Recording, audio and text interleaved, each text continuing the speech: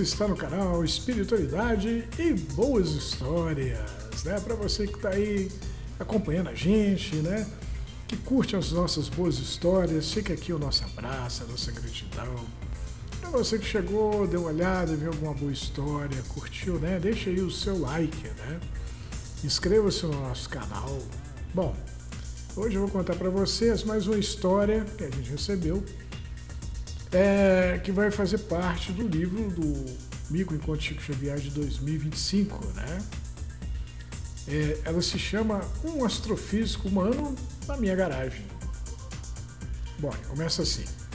Animado com uma conversa que tive com um amigo pelo Facebook, contrariando a opinião do Chico Xavier, que o telefone toca de lá para cá, né? Ou seja, os bons espíritos que se manifestam, né?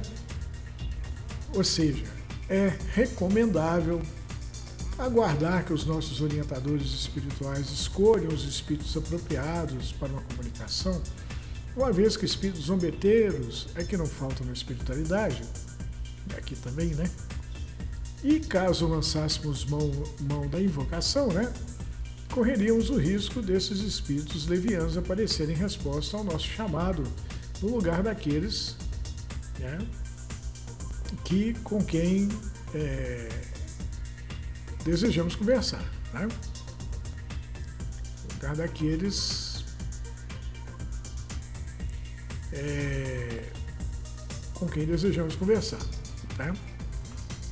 Então, segundo o Chico, não é recomendável, né? A gente invocar os espíritos, né? E aí continua, né, o texto. Decidi, aqui no início do texto fala contrariando o Chico, né? Então, decidi invocar o espírito de minha mãe, confiante que voltaria a conversar com ela, né? Mas o fato foi que, em vez do espírito dela aparecer, né, quem apareceu foi um outro que reclamou que eu, quando participava da campanha do quilo da casa assistencial, e ele ainda estava encarnado, havia prometido a ele uma cesta básica e não havia cumprido com a promessa, né? Chateado da vida por me sentir enganado, né, já que invoquei o espírito da minha mãe e me aparece um cobrador, né? Mas, ao mesmo tempo, obrigado pela minha consciência, corri então para saber da família do tal espírito, sendo informado na casa assistencial do endereço dele, registrado numa ficha amarelada, esquecido no arquivo, né? Na boa, fiquei torcendo para que o endereço não me levasse a lugar nenhum, para que o meu sentimento de enganação ficasse ainda pior, pois assim me sentiria devidamente punido por desconsiderar o conselho do Chico Xavier. Logo ele, de quem sou fã, não por ele ter psicografado mais de 450 livros e vendido mais de 50 milhões de exemplares, não tendo ficado com um centavo sequer das vendas, direcionando o valor da vendagem para a caridade, mas porque ele era tão humano quanto eu, cheio de falhas e tendo algumas virtudes, um cara que pelejou pela vida com todo mundo, e mesmo pobre, não se esqueceu daquele que era ainda mais pobre do que ele, né? A figura do Chico é incrível.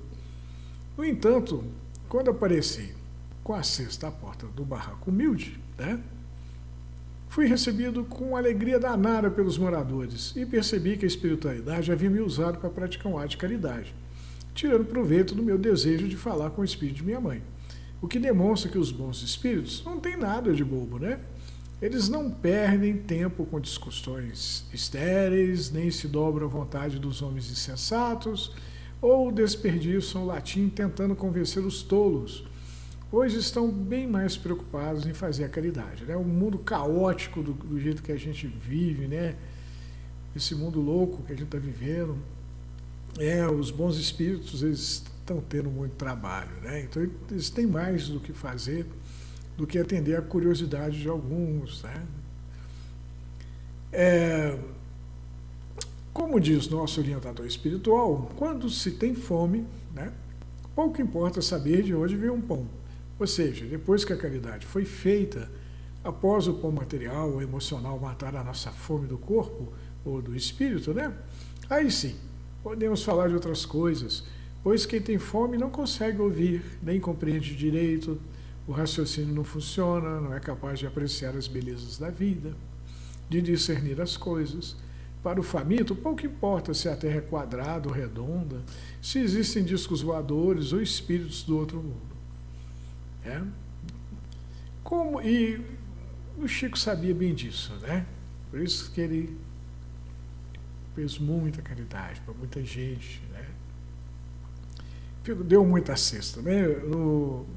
O amigo que não passa a mensagem aqui deu uma cesta, né? E já foi uma alegria danada. Imagina o Chico que deu um montão, né? Como o Microencontro Chico Xavier 2025 em São Gotardo, aqui em Minas Gerais, está chegando,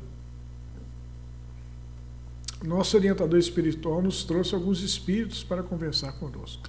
E dessa conversa nasceu o livro comemorativo do MEX, né? O Microencontro Chico Xavier. O tema dos textos que compõem o livro é a fé. E por causa desse tema, nosso orientador nos pediu para procurar na internet informações em duas fontes sobre o assunto.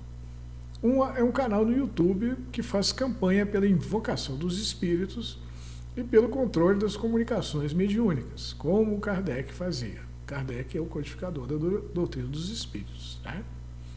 Para quem não sabe, né?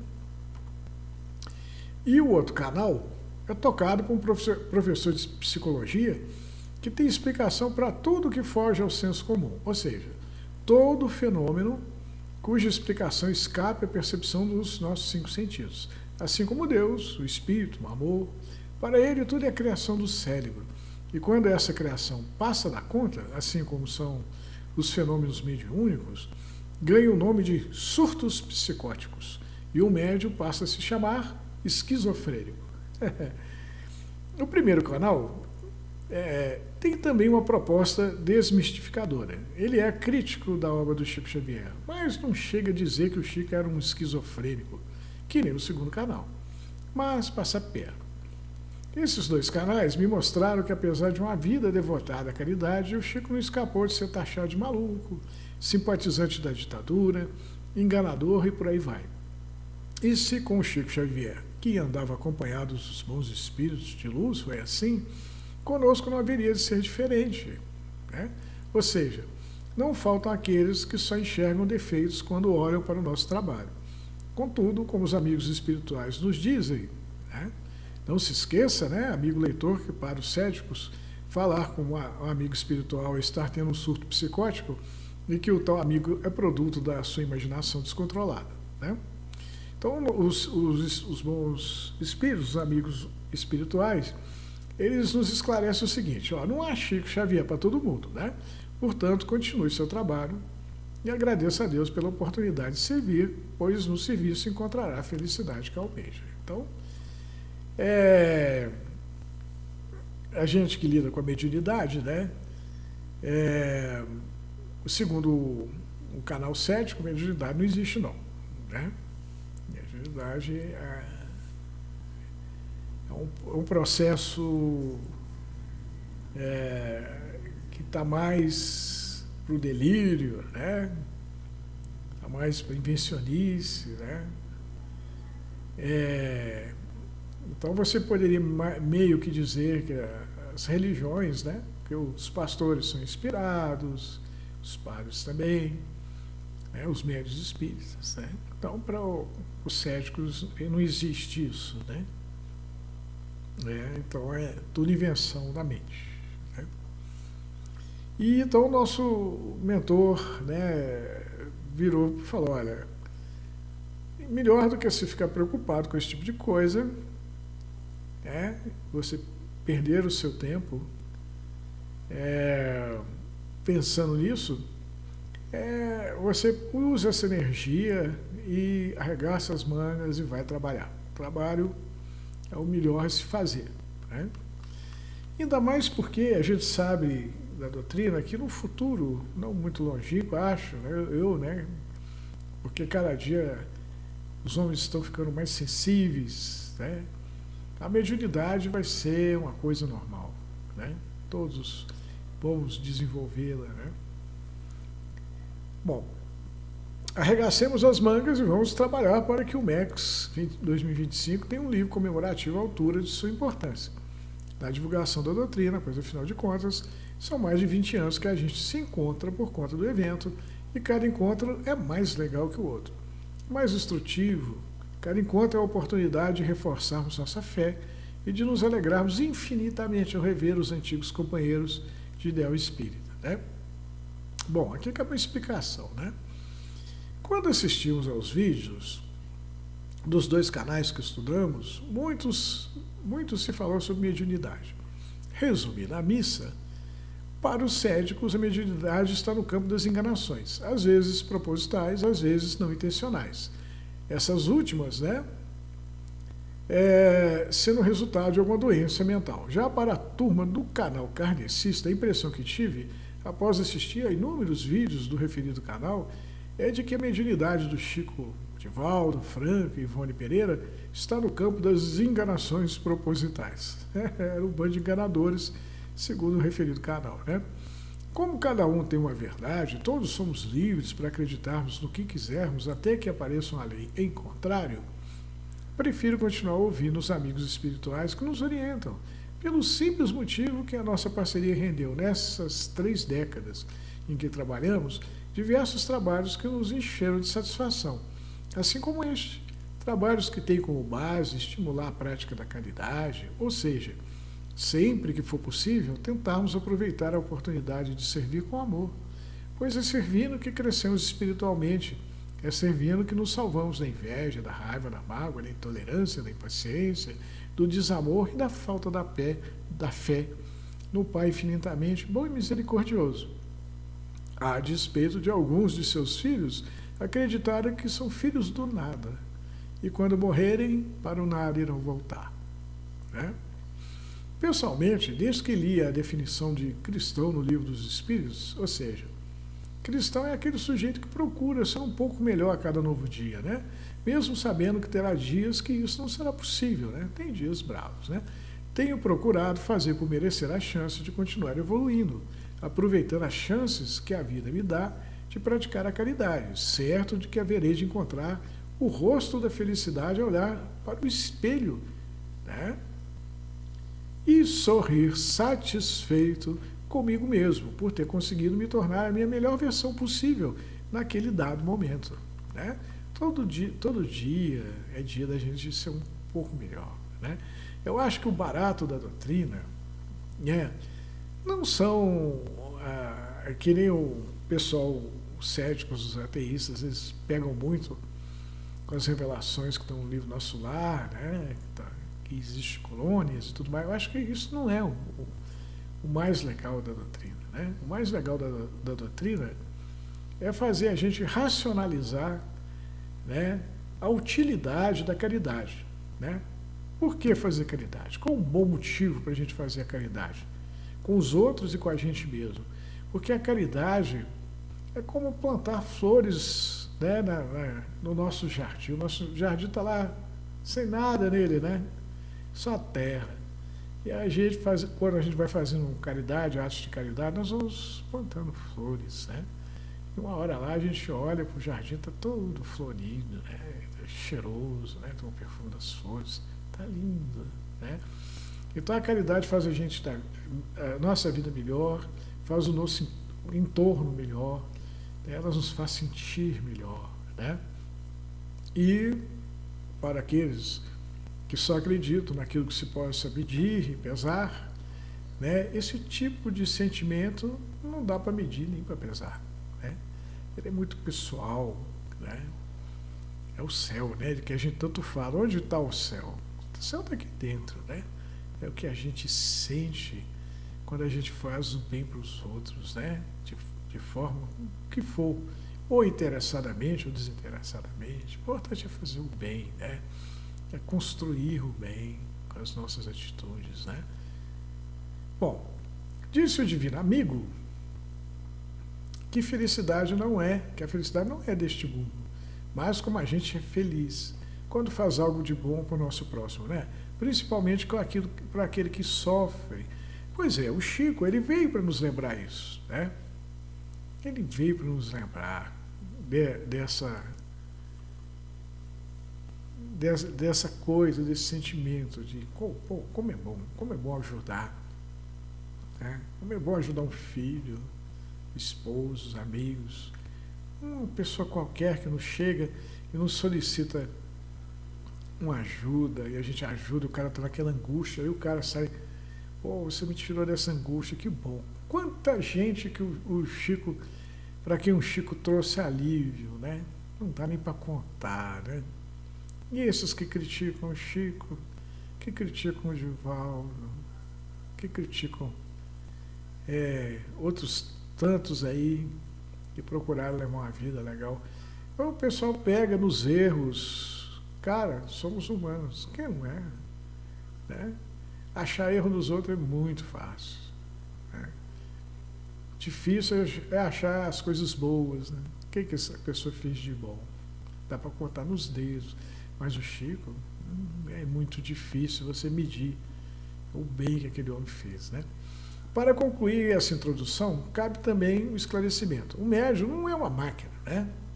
Ele participa da comunicação, mesmo os médicos mecânicos. Então, os céticos lá, eles reclamam, né, que os médios são mentirosos, charlatões, né, que as comunicações não são nada confiáveis, né? Mas a gente tem que lembrar que o médium, ele é um ser humano, né? Ele não é máquina. Ele influencia a comunicação, né? E a gente sabe disso. Como diz o mestre, diga-me com quem anda que eu te direi quem és. Né? Às vezes o médium um dia está acompanhado por um monte de espíritos zombeteiros, né? Espíritos brincalhões, outros malvados, obsessores, e o cara tem sintonia com aquilo ali, e mesmo estando numa casa espírita, né, o cara passa mensagens descabidas. Né? Então a mediunidade tem isso aí. Né? Bom, agora imagine que você quer escrever uma matéria sobre planetas, usando porém, para simplificar, né? Nós sabemos contando, vamos imaginar que o médium é um computador, né? Não é, mas vamos imaginar que é. Agora imagine que você quer escrever uma matéria sobre planetas usando do computador. Para tanto, você carregará o computador com arquivos sobre o assunto. Usemos a internet para pesquisa. Falaremos através de videoconferência, por exemplo, com pessoas que entendem do assunto. Assim você terá uma base que poderá usar para elaborar sua matéria, não é verdade? O computador médium, para poder ajudá-lo, não poderá ter só nada na cabeça. É preciso que o médium estude sobre o assunto para você poder usar o que ele tem na cabeça para escrever sua matéria. Assim como um computador sem os recursos que enumerei, né? Os aplicativos, os arquivos de pesquisas, ser capaz de suportar uma conversa pela rede, não lhe servirá para nada. Né? Então o pessoal, eu estava vendo um vídeo, o pessoal criticando o Chico, porque o Chico ele lia muito, ele se estudava, né? Então o pessoal falou, não, aquilo que o Chico escrevia, né, era mais ou menos uma cópia das coisas que ele estudava, que ele lia, né? Não era nada dele, nem de espírito, coisa nenhuma. Né? Eu falei, gente, o espírito está tanto encarnado quanto desencarnado. Né? E um médium, né, que não estuda, o Chico falava isso, né? Ele é um médico que tem, quando o espírito vir, né, para poder usar, né, dos recursos que aquele médium dispõe, ele vai achar poucos recursos. Né? Como é que ele vai transmitir uma mensagem bacana, né? Com poucas palavras, do conhecimento do médium, né? Com pouca coisa que o médium sabe sobre aquele assunto. Então, no nosso caso, por exemplo, os espíritos, olha, nós queremos vamos enviar uma mensagem, tipo essa que eu estou lendo aqui agora, ela tem um conteúdo, né, que vai precisar ser subsidiado pelo estudo de 2 canais no YouTube. Né? Você vai lá ver qual a opinião dos ateístas, qual a opinião dos kardecistas críticos do Chico, né, para que a gente possa, né, escrever um material legal para reflexão do leitor. Né? Um material que seja... que desperte o leitor, né, para essa situação curiosa aqui, né, que a doutrina dos espíritos está vivendo desde que foi anunciado que o censo de 2022, né, Lá no censo, o censo diz que o número de espíritos no Brasil está caindo. Então, o nosso orientador, ele fala conosco, olha, já que é assim, já que os espíritas não ajudam, Deus haverá de providenciar quem ajude. E quem é que está ajudando? Né? São exatamente os ateus, né? E os críticos da doutrina, né? Os espíritas que são críticos, né? Que não acreditam no Chico, não acreditam no Divaldo, que acham que eles são charlatões. Eles falam bastante e para milhares de pessoas. Então, essas pessoas, a gente entende que elas, no mínimo, vão ficar curiosas para conhecer o Espiritismo, né? E, ao conhecer, com toda certeza, elas vão se encantar com a doutrina, né? Bom, voltando ao texto. Mediunidade produtiva, do ponto de vista de quem a usa para o aprimoramento espiritual, é um processo que exige abnegação, trabalho, perseverança e enorme responsabilidade, pois sempre haverá aquele que apontará o dedo da dúvida para o médium, né? E o médium não é o senhor da verdade, ele é apenas uma ferramenta, apesar de sobrar para ele sempre com a mensagem mal compreendida, já que não tem jeito do destinatário de uma mensagem bronquear com o espírito comunicante, né? Então, vai o pobre coitado do médium mesmo. Então, o médium vai lá, incorpora, vê um espírito, conversa com o cara, terminou a comunicação, o espírito vai embora. O cara não gosta do que ouviu, né? Vai, supondo que ele não gosta, e vai brigar com quem? Com o médium, né? Sobra para o médium. Olha, eu, pessoalmente, já fui convidado a me retirar de diversas casas que frequentei por conta de mensagens como as que posto no canal toda semana. Contudo, penso que é melhor assim que fechar os olhos para não ver, né? Os bons espíritos, eles nos vêm, nos falam o que eles pensam, nos fazem refletir, e às vezes tem gente que lê aquilo ali e não gosta, né?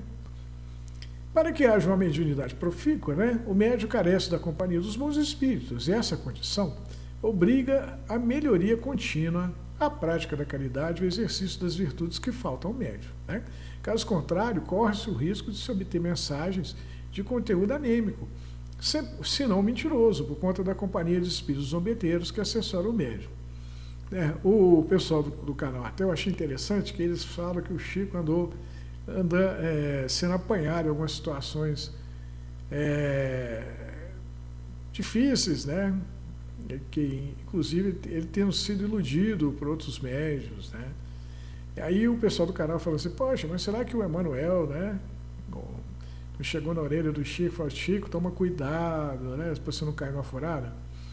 Gente, quando os repórteres, né, essa é uma história famosa do Chico, né, repórteres foram até atrás do Chico, né, eles disseram que eles eram repórteres ingleses, né, e aí cobriram a vida do Chico e depois colocaram numa revista aí famosa que o Chico era um charlatão, né? E o Chico ficou chateado com o Emmanuel, né? Falou, poxa, mano, você nem para me avisar que os caras vieram aqui para aprontar comigo, né? Mas, na verdade, no final da visita, o Chico deu alguns livros, né, para esses caras. E um deles, quando abriu o livro, né, depois que isso tudo passou, encontrou uma dedicatória do Emmanuel, né?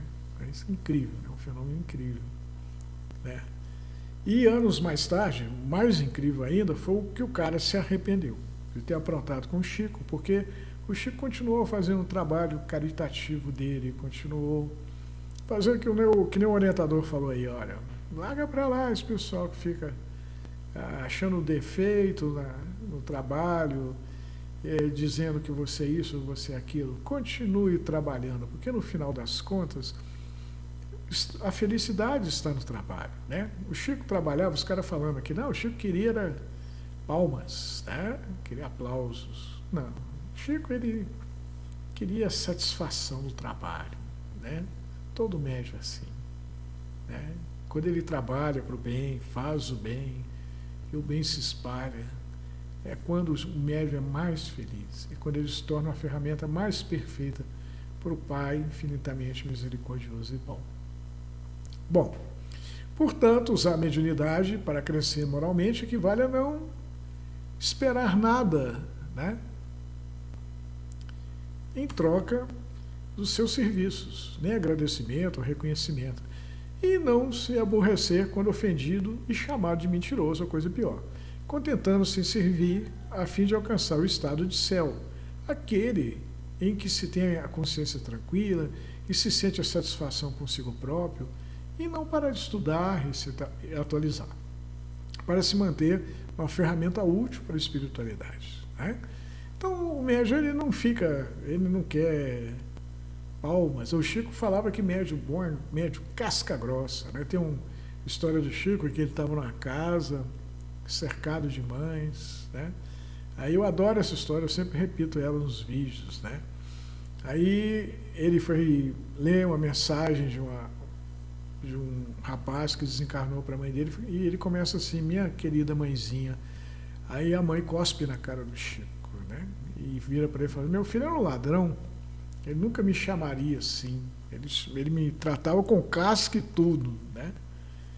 Poxa, nunca o Chico, né, ia começar uma mensagem que não fosse desse jeito, fosse uma mensagem com casca e tudo. Isso era critério do Chico, que nem a gente falou. O médium influencia, claro, evidente, a mensagem. O médium não vai colocar qualquer coisa na mensagem.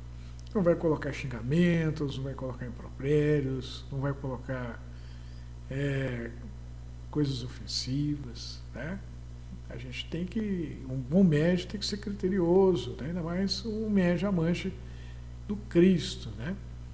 Bom, conforme nos lembra o nosso orientador, tentemos imitar o Cristo, que em dado momento se tornou médium perfeito, quando diz que ele e o Pai eram um só, lá em João 30, capítulo 30, versículo 10, né?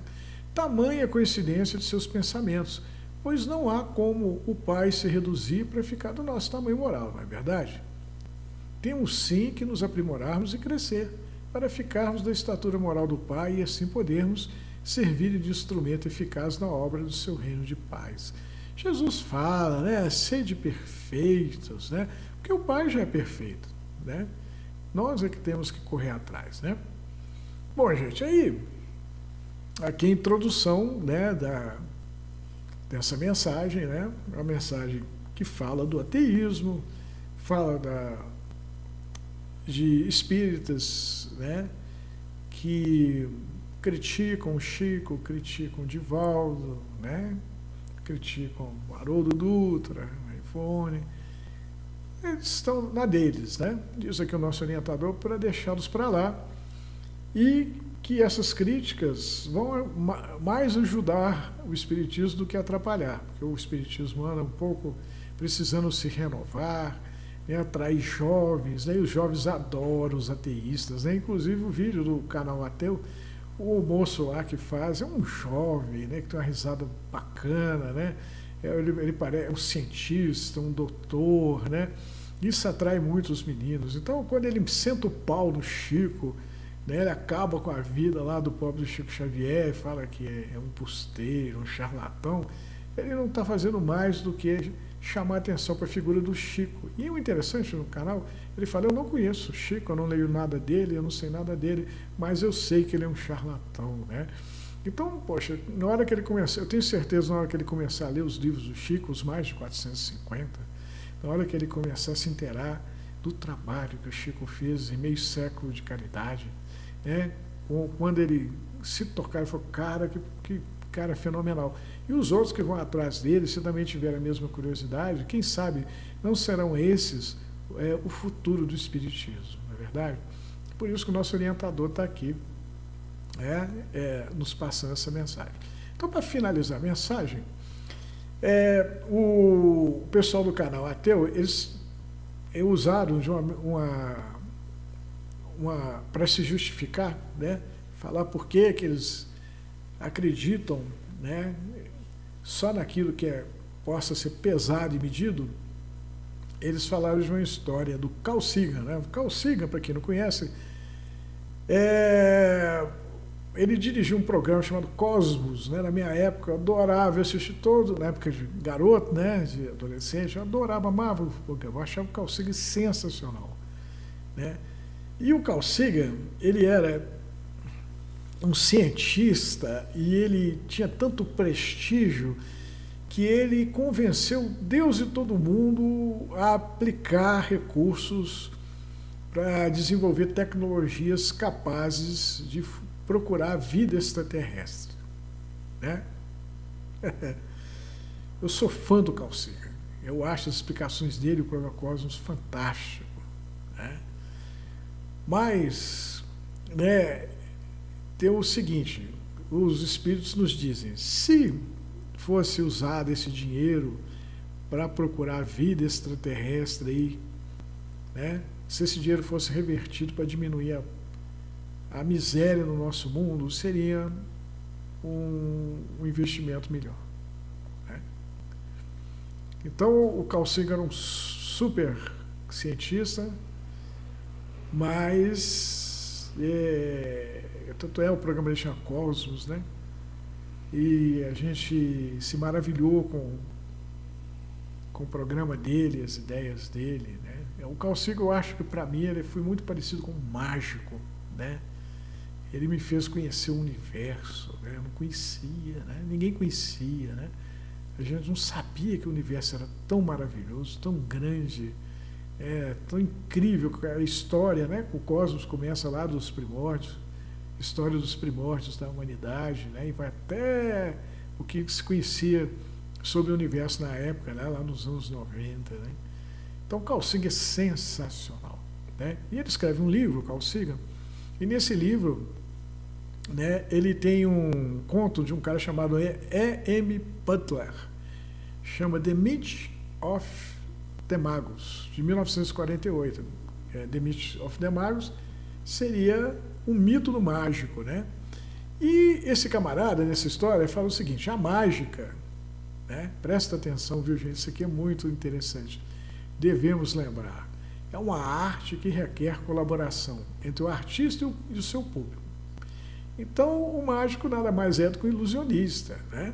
Mas para que ele continue sendo mágico, ele mágico dele sozinho, mesmo que ele faça um monte de mágica, ele aprende um monte de truques, o que o motiva é a plateia, né?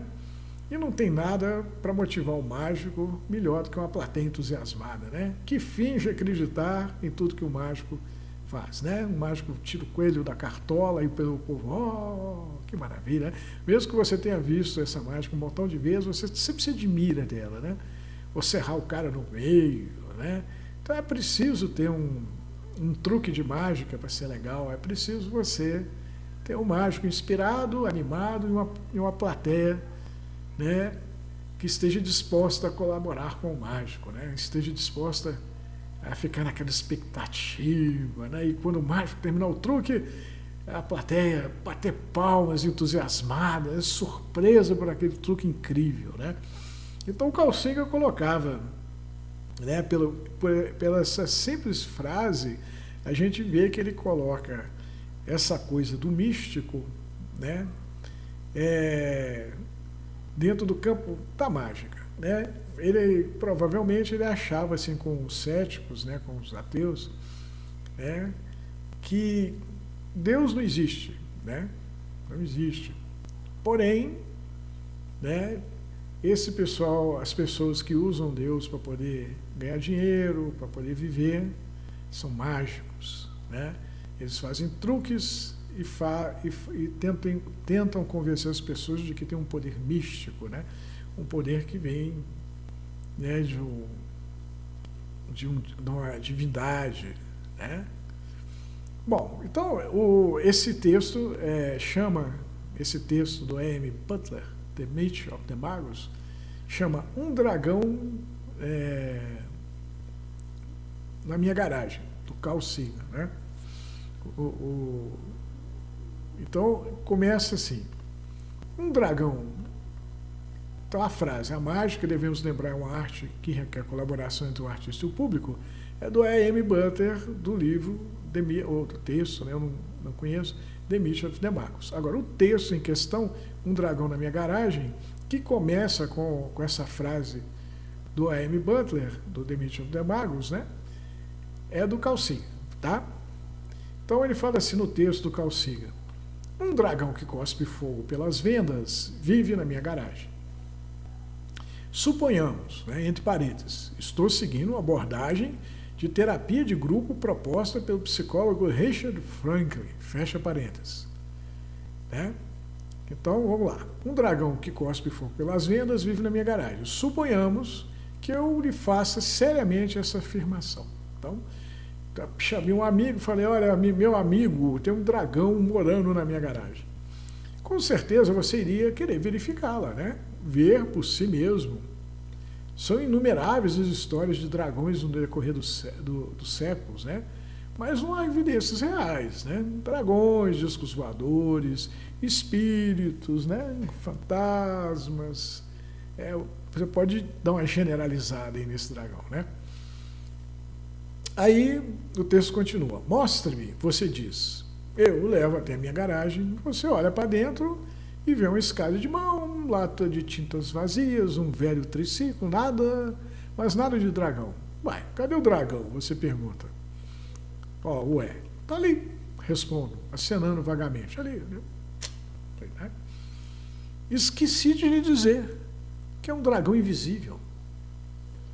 Você então propõe espalhar farinha no chão da garagem para tornar visíveis as pegadas do dragão. Boa ideia, digo eu, mas o dragão flutua no ar. Bom, então você quer usar um sensor infravermelho para detectar o fogo invisível. Boa ideia, mas o fogo invisível é também desprovido de calor.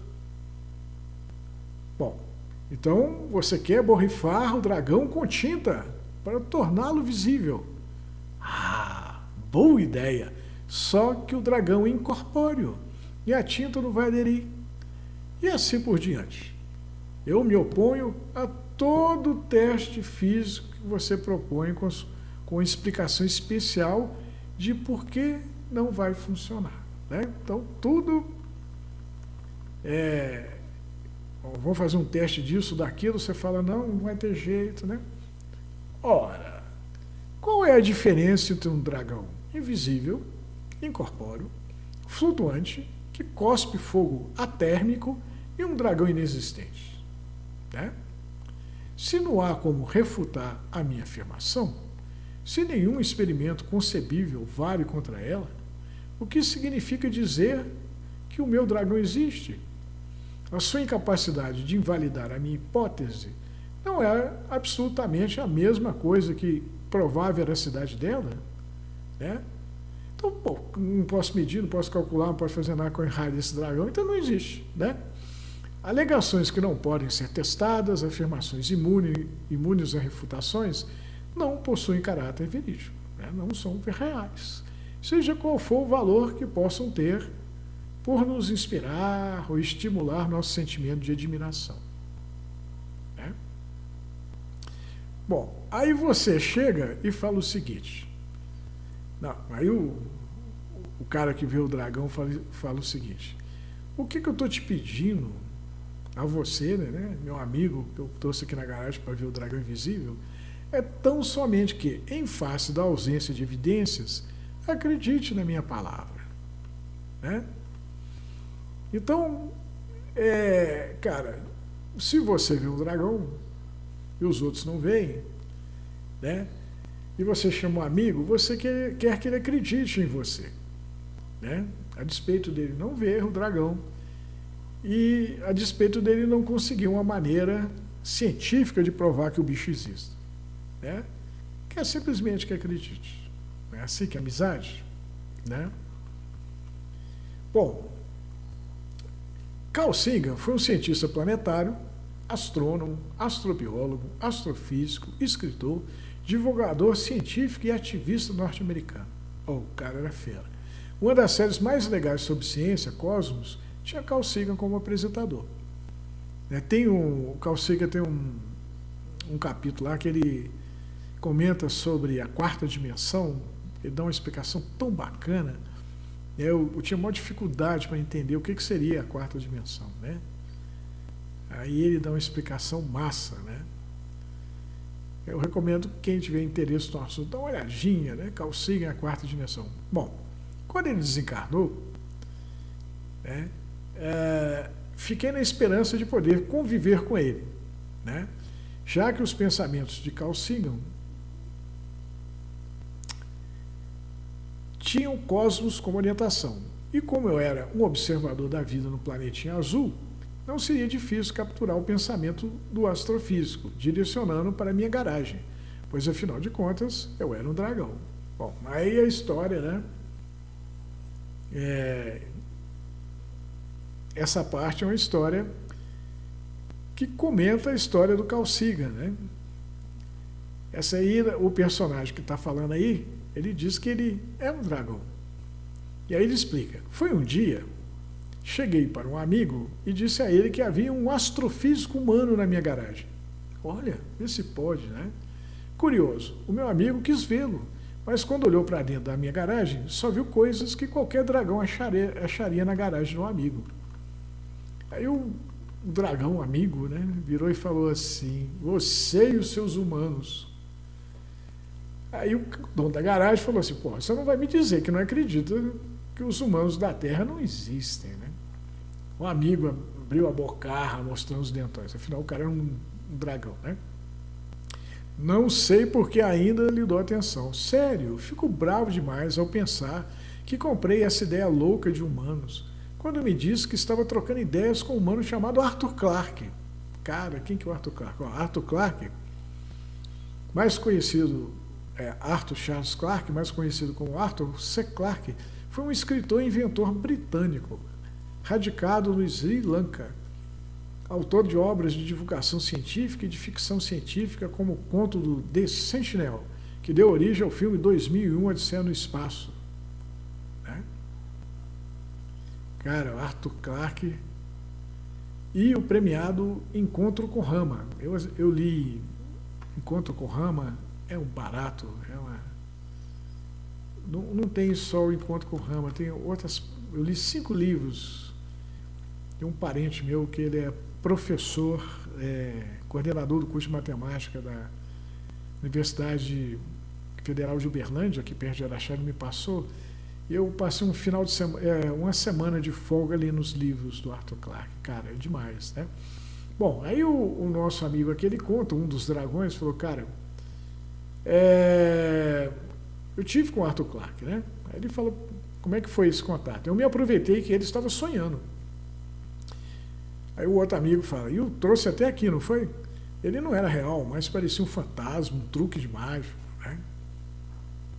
Aí o cara que trouxe o Arthur Clarke falou assim: ó, o papo dele conosco rendeu o livro O Fim da Infância, um enorme sucesso. Ó, Fim da Infância também é um livro incrível. Eu li também, do Arthur Clarke, eu recomendo, viu? Muito legal.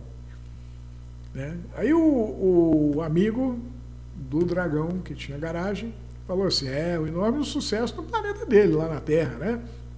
Após contar como é a vida no nosso planeta, o que para nós não tem a menor graça, né? Então, nesse livro O Fim da Infância, o Arthur Clarke conta, em um determinado momento do livro, como é que é a civilização dos dragões, né? E o amigo aqui do dragão da garagem falou assim: não, veio aqui o espírito do Arthur Clarke, passeou aqui com a gente ele veio em sonho, né? Passeou pela nossa civilização, aí ele voltou para o corpo dele, escreveu lá na Terra a respeito, fez um sucesso danado, mas aqui para nós, saber do nosso próprio mundo não tem muita graça, né?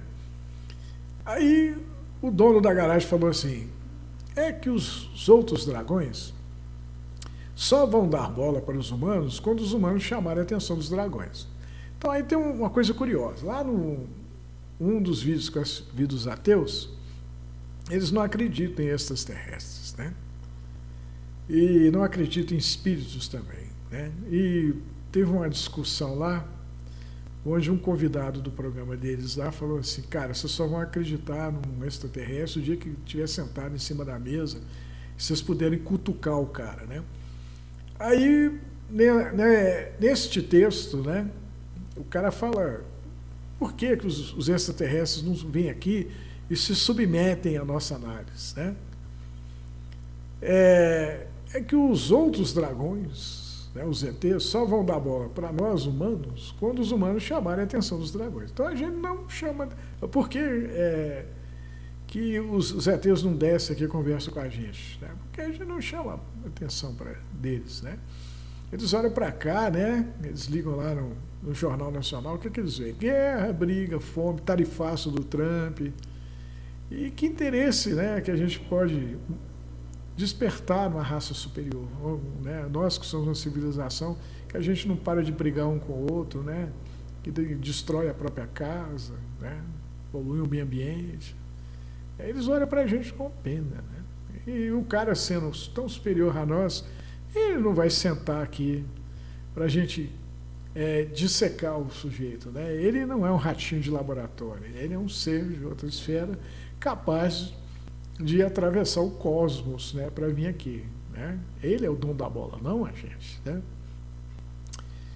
Então, continuando, né? Os humanos não tem nada que nós desejemos dele, muito pelo contrário. Eles estão acabando com o próprio planeta em que vivem, não param de brigar entre si, são temperamentais, violentos e não merecem a menor confiança. Aí o outro fica bravo, né? O outro dragão. O outro dragão curtiu os humanos, né? Você é preconceituoso em relação aos humanos, assim como todo dragão, mas o Calcinga vai me ajudar a mudar essa imagem dos humanos. Aí o outro dragão vira e fala assim, por que eu ainda não vejo nada? Onde é que ele está? Aí o outro dragão explica, sabe Umbral? Né? Umbral lá no programa do Ateu e também dos críticos do Chico, né, eles comentam muito, falam muito sobre o umbral, né, o que seria um umbral, né? Aí aqui explica, né? O dragão vira, por que eu ainda não vejo nada? Onde é que ele está? Cadê o Calcinga? Aí o outro vira, sabe umbral? Umbral é o espaço que aparece entre dois ambientes, quando você abre uma porta. Você abre a porta, aí você tem a soleira na porta, né? Já que você pisa, para sair de um lugar e ir para o outro, sair da cozinha para ir passar. Né? Essa passagem de um ambiente para outro se chama umbral. Quando você pisa na soleira da porta, está passando pelo umbral. Né? Calcinga desencarnou, então ele está exatamente nesse lugar. Ele abandonou um ambiente, o plano material do mundo dele, porém não foi ainda capaz de adentrar a nossa realidade, pois ele não acredita que nossa realidade exista, a despeito dele ter sido um grande incentivador da pesquisa por vida extraterrestre. O problema é que nada que não possa ter a sua existência confirmada pela ciência da Terra é aceitável pela razão do astrofísico. E como nossas passagens por lá foram registradas através da mitologia humana, na falta de coisa melhor, né? Para os humanos, principalmente, para o cientista, não passamos de fantasia. Meu amigo riu outra vez. Né? Pelo que está me dizendo, né? Para o seu amigo humano, né? O universo tem vida, né? Mas nada que se compare à vida inteligente do planeta Terra, né? Talvez algumas moléculas aqui e acolá, quem sabe até um organismo primitivo, cuja descoberta levaria os humanos cientistas ao êxtase, né? Ele esticou o braço e apontou o dedo para mim.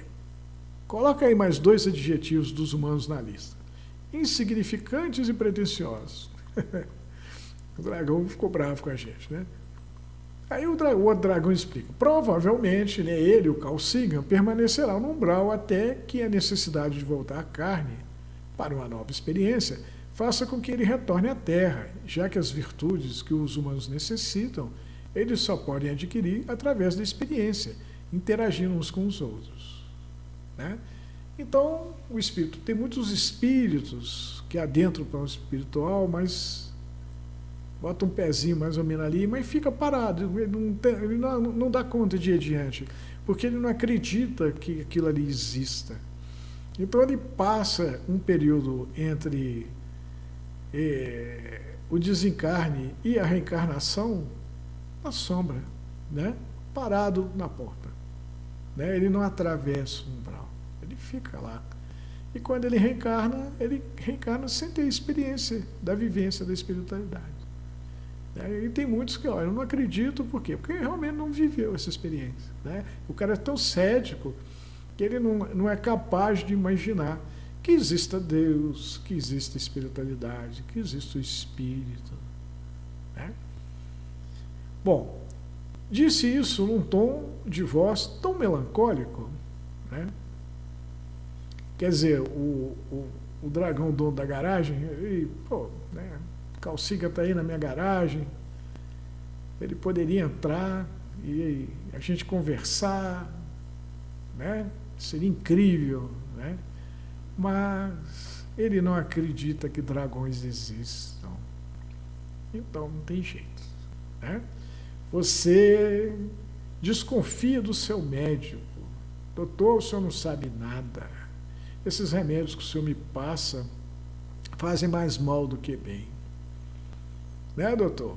O que, é que o senhor tem para me dizer? O seu doutor vai falar assim, arruma, doutor, em quem você confie, em quem você acredite. Não é verdade? Bom, disse isso num tom de voz tão melancólico, né, o dragão decepcionado, que acho que meu amigo ficou com pena de mim e disse um tanto entusiasmado, como se quisesse se desculpar por ser tão descrente, sentindo como se tivesse roubado a minha alegria em acreditar. Então a gente volta à frase lá do início do texto do Carl Sagan, né? O mágico, faz uma mágica legal, ele tem que ter uma plateia legal, né? Então um amigo vai contar, olha, pô, cara, eu tenho um dragão na minha garagem. Quer dizer, pelo menos finge, né, que aceita a situação. Bom, eu não sei se tem, não sei se não tem. Então, para agradar meu amigo, finge que tem, né? Então, o amigo dele, o amigo dragão, virou assim, não fica triste assim. Um dia, seus amigos humanos atravessarão o umbral e aparecerão na sua garagem para que eu possa vê-los, como estou vendo você agora. Aí o outro dragão riu. Você está me dizendo isso para me confortar, né? Aí o outro fecha a cara e fala assim, você está duvidando da minha sinceridade? Talvez precise medi-la e pesá-la para ter a certeza de que estou dizendo a verdade. Né? Olhei para o amigo e sorri. Falou assim, talvez. Né? Esse dragão aí. Deixe só o Carl Sagan chegar munido de seus instrumentos de pesar e medir. Que pedirei a ele que pese e meça a verdade da sua sinceridade. E depois de aplicarmos o método científico terráqueo a ela, saberemos se está falando a verdade ou mentindo descaradamente para mim. Né? Bom, acabar o texto, né? Fechei a porta da garagem e eu e meu amigo fomos para dentro de casa beber, em homenagem aos humanos, que para ele não existem. Humanos astrofísicos, então, existem menos ainda, mas que são motivo de ótimas discussões. Texto massa demais, né? Então, com o texto, a mensagem começa falando desse trabalho, né, que a gente fez, está desenvolvendo para colocar no livro comemorativo do MEX 2025. Fala do tanto que a doutrina tem sido atacada, né? Os médios sofridos serão taxados de charlatões, né? Hoje tem se falado bastante do Kardec, né? Uma tentativa de recuperar a pureza doutrinária, né? Se falado muito do Chico, eu acho que eu nunca vi falar tanto do Chico, né? Os ateus adoram o Chico, né? Porque eles querem meter o pau nele, querem desmistificá-lo, né? Querem dizer que ele vivia tendo surtos psicóticos e era um esquizofrênico, e que a imaginação dele é que fez ele escrever aquele monte de livros. Né? Então eu me questiono, né? Não deixa de ser, né? Toda essa movimentação chama atenção para a doutrina, assim como os espíritos falaram no texto também, né? Então é uma maneira, né? Falem mal de mim, mas não deixem de falar de mim, né? De chamar mais atenção, de despertar o interesse, né? Eu estou achando que a doutrina está precisando de jovens, precisando de pessoas interessadas, né?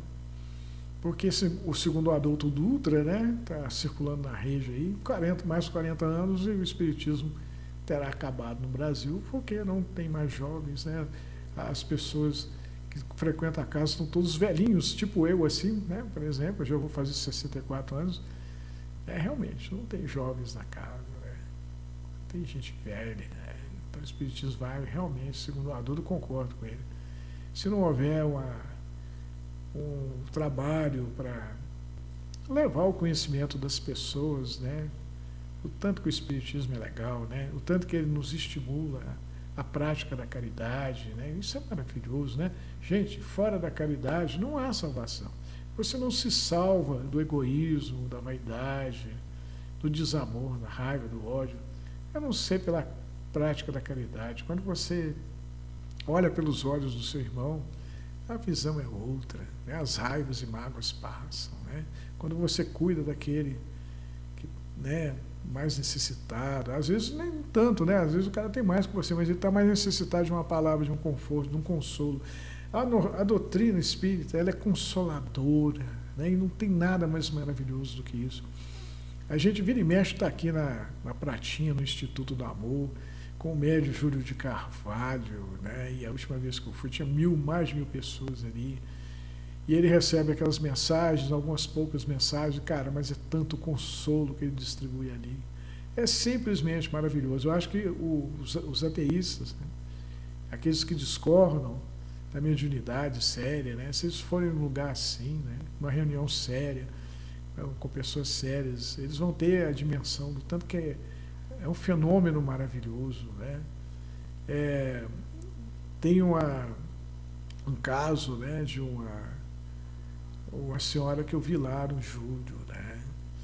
E ela, na primeira vez, ela estava inconsolável, as pessoas que levaram ela lá disseram, olha, ela está inconsolável com a perca do filho, né, um jovem, né? É muito comum esse caso lá. E ela não queria saber de nada e foi arrastada para lá, mas depois que ela recebeu uma cartinha do menino dela com algumas poucas palavras, cara, virou outra pessoa, né? E agora ela decidiu, né, transformar esse sofrimento em trabalho, né, em prol do semelhante. Isso é incrível, né? Isso é real. E isso é o mais importante. O que a gente está mais precisando hoje é de amor, de entendimento e de muita caridade. Bom, espero que você tenha gostado dessa boa história, né? Essa boa mensagem. Fiquem com Deus e até a próxima boa história.